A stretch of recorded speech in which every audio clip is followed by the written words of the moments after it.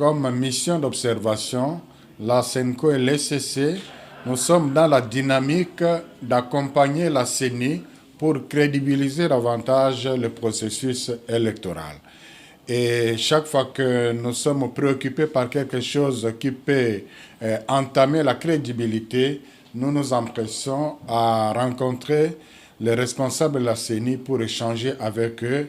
Et là, je suis heureux que jusque-là, on a toujours une oreille attentive.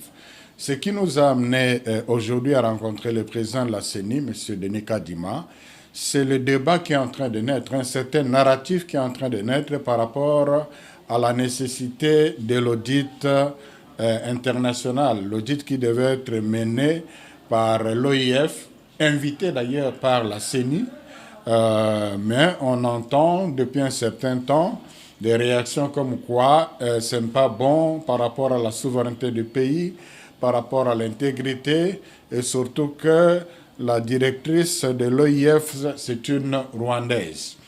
Alors, il y en a qui vont jusqu'à dire qu'il faut vraiment seulement que ce soit un audit national. Et nous, ça nous préoccupe. D'abord, les arguments sont politiques, ça peut se comprendre politiquement par rapport à la présence de la Rwandaise à la tête de l'OIF.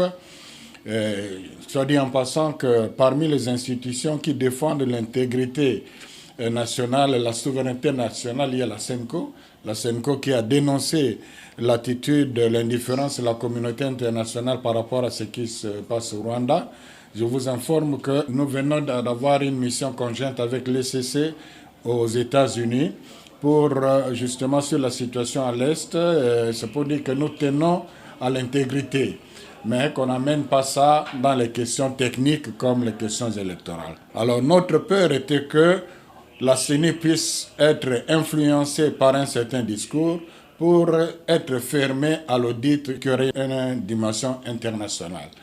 Et nous avons échangé avec le président de la CENI, qui est conscient, et d'ailleurs il nous a répété que c'est lui qui avait invité l'OIF. Il n'a rien à cacher par rapport à un audit qui aurait une dimension internationale, c'est ça qui nous a rassurés. Donc franchement, nous regardons dans la même direction. Donc nous disons, si ce n'est pas l'OIF pour des raisons que nous dirons politiques, on peut trouver une alternative pour dire qu'une alternative qui rassure. Pour nous, l'alternative qui rassure et aussi par rapport à l'objectivité, même de l'efficacité, on peut avoir des compétences. Le président Denis Kadima sait ce que nous pouvons trouver dans le pays, c'est ce que nous pouvons demander. Et il est sincère là-dessus que ce serait difficile que de trouver une organisation qui ait toutes les compétences ici et aussi pour des raisons psychologiques aussi. Voilà, donc je me résume en disant que nous sommes venus l'alerter et là, nous avons rencontré une oreille attentive et nous avons bien conclu. Évidemment, nous avons discuté avec lui, il y a son bureau, il y a l'assemblée plénière, mais le plus important pour nous, et là, il faut vraiment l'encourager dans cela, c'est qu'on évolue en ayant comme préoccupation de diminuer la méfiance, de réduire la méfiance qui est née depuis un certain temps autour de la CENI.